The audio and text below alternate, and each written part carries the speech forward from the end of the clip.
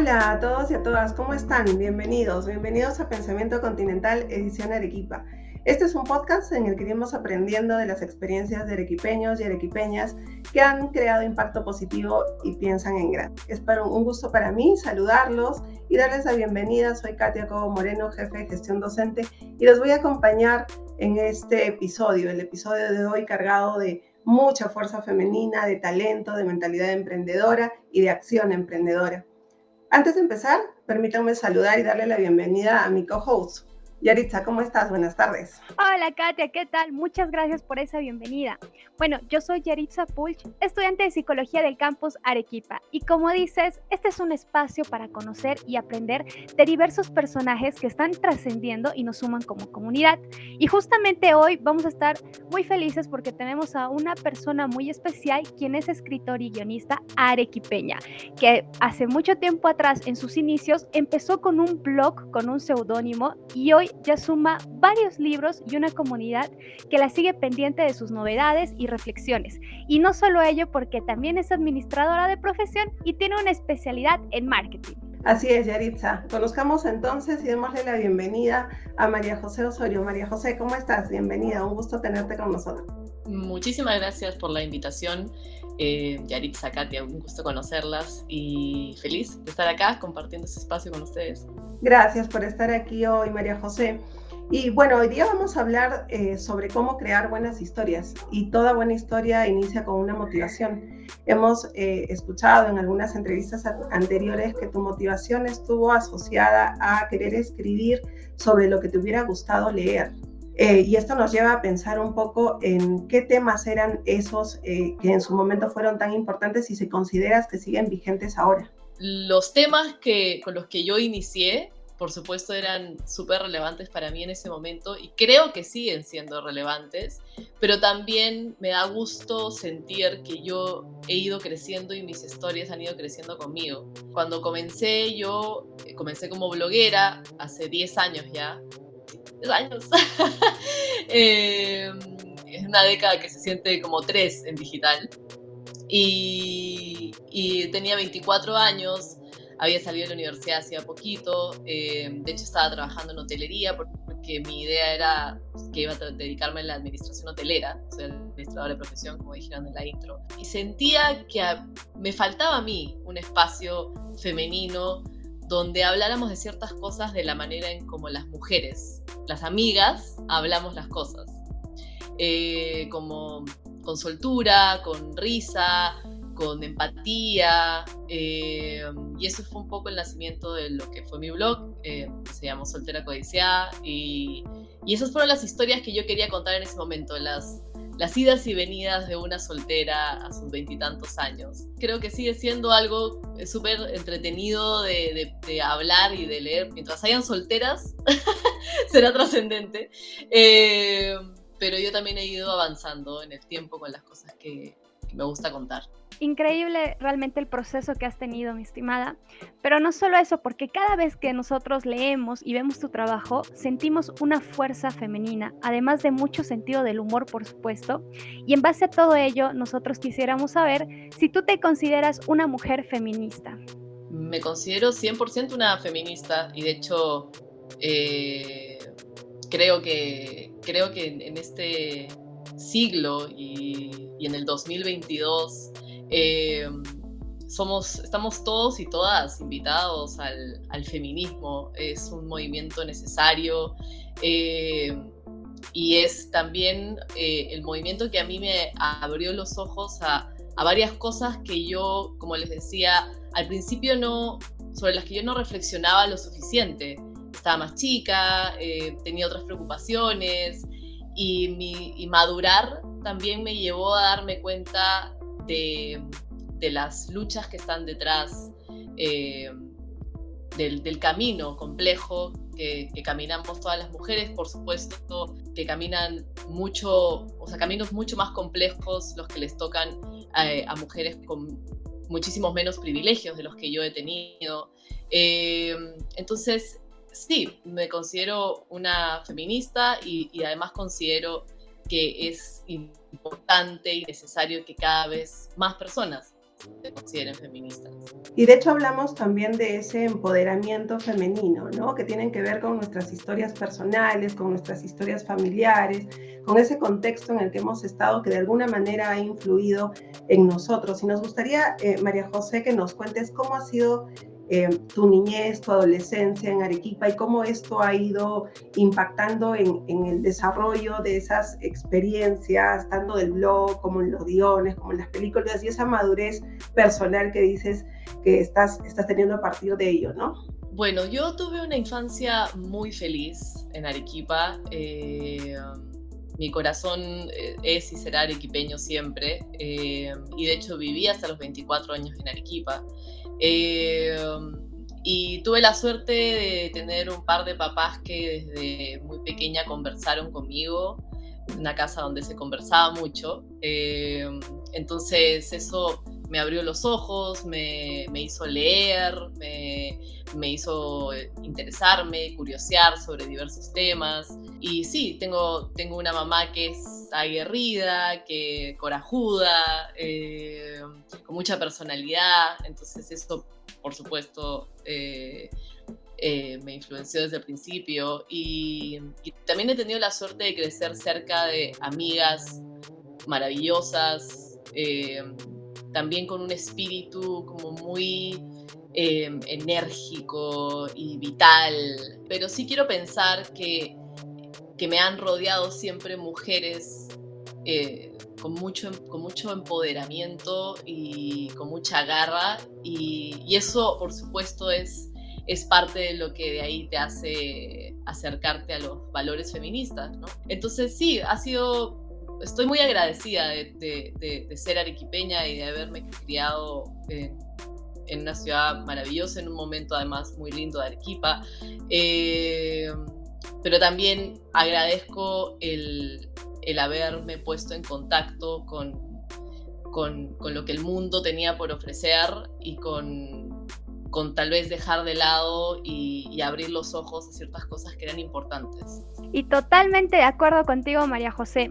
Justamente como nos mencionabas un poco más antes de que ya se cumplían 10 años del post que empezó la aventura justamente de Soltera Codiciada, y lo vimos en tu Instagram, nosotros teníamos la gran duda y queríamos saber si ese camino te dio aprendizajes que luego has aplicado en el mundo laboral. Es decir, ¿cómo llegaste a la decisión de estudiar administración y luego dedicarte a escribir? ¿Y cómo descubriste este propósito en ti? A mí siempre me gustó escribir, pero también siempre fui un poco pragmática, y esto va... supongo que es el anticonsejo, porque me encantaría decir como, sigue tus sueños. Y sí, o sea, más que seguir tus sueños, mantén cerca de ti siempre lo que te gusta, mantente haciendo lo que te gusta, y eso puede variar, eso puede no ser siempre tu ocupación principal, porque eso fue lo que me pasó un poco a mí cuando yo terminé el colegio. Además que uno termina el colegio, tienes 17 años, pedirle a alguien a los 17 años que sepa qué hacer con su vida es francamente una locura.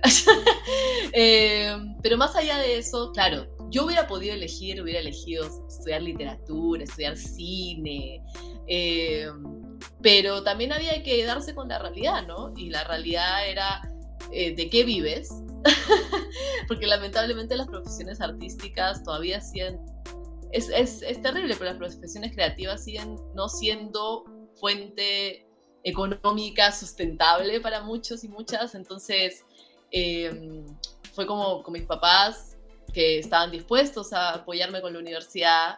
Era como, bueno, pero con la universidad que estamos dispuestos a apoyarte no es con anda a estudiar cine Argentina. Entonces, dentro de las posibilidades que yo tenía, que implicaba quedarme en Arequipa, sentí que administración tenía sentido para mí, porque nunca iba a ser algo que se interpusiera en mi camino. Me refiero a, sonaba como algo útil, algo con lo que siempre iba a poder hacer algo, ¿no? El día de mañana podía desde montar una empresa hasta trabajar en alguna empresa, o sea, era un set de conocimientos que eran útiles. Y ese fue mi razonamiento, que es un poco, no sé si inspirador, pero pero no me arrepiento, porque el haber hecho las cosas así, un poco, o sea, mantuve siempre cerca de mí el que quería escribir. ¿Y qué pasó? Que la vida, de una manera súper extraña, me terminó poniendo en un trabajo que no tenía nada que ver con escribir, pero que sí me dejaba con unos vacíos de tiempo que yo dije, creo que los voy a llenar escribiendo. Y así fue como comenzó el blog. Supongo que lo que yo saco de todo eso, que fue una cosa que en algún momento dijo Steve Jobs cuando dio un famoso discurso, que es que no puedes conectar los puntos hacia adelante, pero siempre puedes conectar los puntos hacia atrás. Entonces, uno toma las decisiones que le hacen sentido en ese minuto con los recursos que tienes, los que seas que tienes. Y haces lo mejor con eso, ¿no? Y mantienes cerca de tu corazón las cosas que disfrutas hacer. Y de alguna manera van encontrando un camino, una intersección. Por lo menos ese ha sido el caso para mí. Y entiendo que es como enganchar ese propósito con tu talento, más el ambiente, y todo termina al final haciéndose un mundo muy especial y particular, sí, para cada uno, ¿no? Terminas, sí, diciendo, sí, esto es lo que quería hacer. Sí, y además y esto es súper importante para cualquiera que le guste contar historias, como ustedes también bien dijeron en el principio, toda historia se trata de algo y hay una motivación detrás de qué es lo que quieres contar. Y yo tenía algo que contar en ese minuto. Porque siempre quise escribir y hubieron otros blogs que en algún momento abrí y hubieron artículos, cuentos, ¿no? O sea, lo mantuve cerca de mí. Pero el impulso que yo sentí cuando abrí el blog fue porque tenía algo que quería decir. Había un espacio que yo quería ocupar. Y creo que ese es el comienzo para un montón de cosas, como la realización de acá hay algo que necesito decir, sea lo que sea eso, pero es tan fuerte esa motivación, esas ganas de ponerlo ahí afuera, que es mucho del impulso que te ayuda a hacerlo en un primer momento, a seguir, a llenarte de eso, y las cosas toman vuelo. No sé muy bien qué es lo que logra que llegues ahí. Me encantaría tener la fórmula secreta. Pero lo único que sí puedo decir es que mientras te mantienes haciéndolo y te mantienes cerca de eso, tiende a venir a ti. Es cierto, es cierto. Y de hecho, es llegar al momento en el que pasas del pensamiento emprendedor a la acción emprendedora, ¿no? Es ese punto de quiebre importante del pensar, del querer, del soñar, al hacer y al desarrollar algo que realmente te apasiona, ¿no? En este contexto, María José, de hecho, de virtualidad y presencialidad han surgido muchas experiencias de acción emprendedora, han surgido muchos espacios en los que las personas han tenido que ajustarse de diferentes maneras. Y nuevamente tenemos un cambio, estamos ahora en un retorno a un mundo presencial. En la universidad estamos con clases híbridas, por ejemplo, tratamos de hecho sacar lo mejor del mundo presencial y del mundo digital para poder integrarlo en una nueva normalidad. ¿Cómo ha sido para ti ajustarte a esta nueva normalidad híbrida? ¿Cómo es que estás gestionando tus proyectos ahora en este contexto? Bueno, yo tengo dos lados. Por un lado, soy una creadora de contenido, digamos, soy guionista, soy escritora, tengo proyectos cinematográficos que estoy armando, los libros que he escrito, digamos, ese es mi lado más pegado a los contenidos. Y ese siempre ha sido un trabajo remoto y freelance. Así, a mí me agarró sumamente acostumbrada a trabajar sola, a trabajar en mi casa y a vérmelas por mí misma, porque ese es un poco el beneficio y la maldición de quien trabaja en estas cosas. Pero por otro lado, también como soy administradora y tengo una especialidad en marketing, siempre me he mantenido alimentando ese lado. Trabajé en publicidad mucho tiempo y ahora soy directora de marketing en una empresa, en una startup, de hecho. Y es una startup que trabaja 100% remoto también desde hace 7 años, ni siquiera en la pandemia nada más. Entonces ellos y ellas están súper acostumbrados a esta realidad. Entonces por mis dos lados, la verdad estoy más acostumbrada ahora al trabajo remoto que al trabajo presencial. Y creo que la verdad cada día le encuentro más beneficios a la flexibilidad que trae el trabajo remoto. Y lo he visto en la educación también. O sea, creo que hay muchas cosas valiosas de la presencialidad en la educación, de poder compartir con tus compañeros, compañeras, de tener a a la persona que te enseña cerca. O sea, hay beneficios importantes, pero también es bueno que me emociona mucho la accesibilidad de lo remoto. Con tanta gente que ahora podría simplemente haberse perdido de tanta de educación porque no la tenían cerca. Ahora pueden acceder a clases, a carreras completas, a diplomados, a estudiar inglés. Siento que ahí hay un beneficio enorme y me entusiasma por lo que viene. Creo que mientras más nos abramos a lo remoto, tenemos algo fantástico que ofrecerle a la democratización de tantas cosas, ¿no? En este camino creativo en el que has ido creciendo, sumando libros, guiones y también lanzaste tu primer taller de escritura y en plena pandemia. Por eso mismo, pensando en los estudiantes que nos están escuchando, nos animamos a preguntarte, ¿cuáles dirías que son los elementos para contar una buena historia? Bueno, tienen que llevar el taller. No, mentira. En realidad, parte del taller era justamente aclarar lo complejo de responder esa pregunta, pero para mí hay dos elementos súper importantes. El primero es tener algo que contar, y esto suena súper básico, porque obvio, si vas a contar una historia supongo que tienes algo que contar, pero más allá de una idea, porque una idea se diluye con facilidad o una idea se soporta en pocas cosas, el tener algo que contar significa que hay una temática, una preocupación que tienes tú que necesitas desenredar en esta historia. Y puede ser una historia que sea ficción, puede ser una historia que sea real, o sea, un documental, puede ser... Es decir, el formato no es relevante, sino es responder esa pregunta. Es, ¿qué quiero contar? ¿De qué se trata realmente esta historia, ¿no? Se trata de los desafíos de crecer, por ejemplo. Se trata de las complejidades de ser una mujer en el siglo XXI. Se trata del dolor de perder una madre. ¿De qué se trata tu historia? Y para eso también tienes que responderte la pregunta de qué te preocupa a ti, lo que yo les decía al principio, qué cosas te mueven a ti, porque cuando cuentas historias que a ti no te importan, se siente y además se estancan, entonces tiene que importarte, tienes tú realmente que querer leer, ver, escuchar, es decir, las historias tienen muchos formatos, pero eso para mí es como el primer filtro y no es nada fácil, aunque suena sumamente básico, es probablemente donde nos estancamos la mayoría. Y lo siguiente es que las historias se tratan de sus personajes, cosa que también suena súper obvia.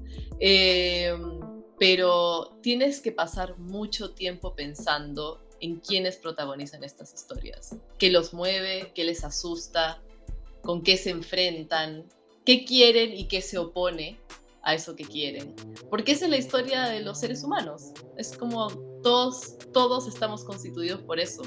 Hoy día, si tú te sientas y piensas en aquello que tienes ganas de que te suceda a ti, las metas que tú tienes metas, tienes obstáculos que están yendo contra esa meta, tienes gente que te ayuda, tienes gente que no te ayuda, habilidades para lograr esto, defectos. Es decir, nosotros estamos compuestos por estos mismos elementos que hacen ricas las historias. Entonces, yo he venido a descubrir que enamorarte de tus personajes, hasta de los personajes que odias, conocerlos bien, es siempre la receta para el éxito cuando se trata de contar una historia. Y yo sé que todo esto suena a solamente cuando uno habla de una historia de ficción y un libro y demás, pero hasta las buenas presentaciones, ¿no? Los buenos PPTs cumplen un poco de esto, que es ¿qué estamos contando? ¿Cuál es el propósito de esto? ¿Qué estamos contando en esta presentación? ¿Cuál es el inicio, el medio y el final? ¿Y cuál es la pregunta que plantea esto y cómo cómo se responde esa pregunta, esa gran pregunta, que puede ser una pregunta existencial en una historia de amor, puede ser una pregunta sumamente compleja y analítica en una presentación. Entonces, no sé si eso responde a la pregunta, pero eso es más o menos lo que veíamos en el taller. Es un reto complejo, pero es divertido tirarse a esa piscina. Muy bien, nos acercamos al cierre, María José, y nos gustaría invitarte a una reflexión final sobre impulsar algo que nos apasiona y hacerlo desde cero, ¿no? Incluso podamos de repente tener alguna dificultad, o tengamos la necesidad de tocar las puertas de otros con una idea en la mano. ¿Qué les dirías a los jóvenes arequipeños, a las jóvenes arequipeñas que están pensando en empezar sus propios proyectos? Cumple con detectar una verdadera necesidad, porque por mucho que uno tenga ganas de hacer algo porque a uno le gusta, si no estás cubriendo una necesidad, si no estás cubriendo y ocupando un espacio, es súper difícil que eso sea exitoso y te traiga la satisfacción que quieres, ¿no? Entonces, como lo primero es juntar lo que quieres hacer con qué espacio vas a ocupar, ¿no? ¿De qué se trata tu historia, tu historia personal? Lo siguiente es que creo que es súper importante rodearte de gente que quiere lo mismo que tú, que puede no ser necesariamente el proyecto que tú haces, pero que tiene la garra, las ganas, la determinación que tienes tú. Porque es muy difícil jalar la soga solos y ayuda mucho tener gente, desde amigos, compañeros, familia, quien sea, que tú sientas que te ayuda a jalar para adelante. Esas personas manténlas cerca, porque son vitales. Y supongo que lo tercero y último es que yo no puedo decir, porque sería un engaño, que yo he hecho todo sola y desde cero, porque soy una mujer con privilegios. Entonces eso me ha ayudado en la vida a saltarme algunas de las cosas que hacen mucho más difícil la vida para otras personas. Habiendo dicho eso, sí soy alguien que tú me abres una ventanita y yo me cuelo por ahí. En verdad, María José, muchas gracias por tan bonitos consejos, recomendaciones y por estar con nosotros el día de hoy. Por aquí vamos a estar muy atentos a las novedades, a tus redes sociales, y así es como vamos a cerrar el día de hoy este programa, que creo que ha sido una gran experiencia para todos. Muchas gracias. En la Universidad Continental creemos que el rol del pensamiento continental es conectar con nuestro propósito y tomar la acción para cumplir objetivos, crear e imaginar tu propia realidad apoyado o apoyada en el conocimiento, aprendizaje y la acción emprendedora. Es por ello que nuestro modelo educativo se adapta para que más personas accedan a una educación superior de calidad. Para conocer más, ingresa al www.pensamientocontinental.p. Recuerda, también pueden seguirnos en nuestros canales oficiales de Spotify y Apple Podcast, buscándonos como Pensamiento Continental Podcast. Además, pueden ver esta entrevista en nuestro canal de YouTube y los invitamos a seguirnos en nuestras redes sociales: Facebook, Twitter, Instagram, Twitch, LinkedIn y TikTok. Muchísimas gracias. Asimismo, mi querida Katia, hasta el próximo episodio de Pensamiento Continental Podcast. ¡Chao!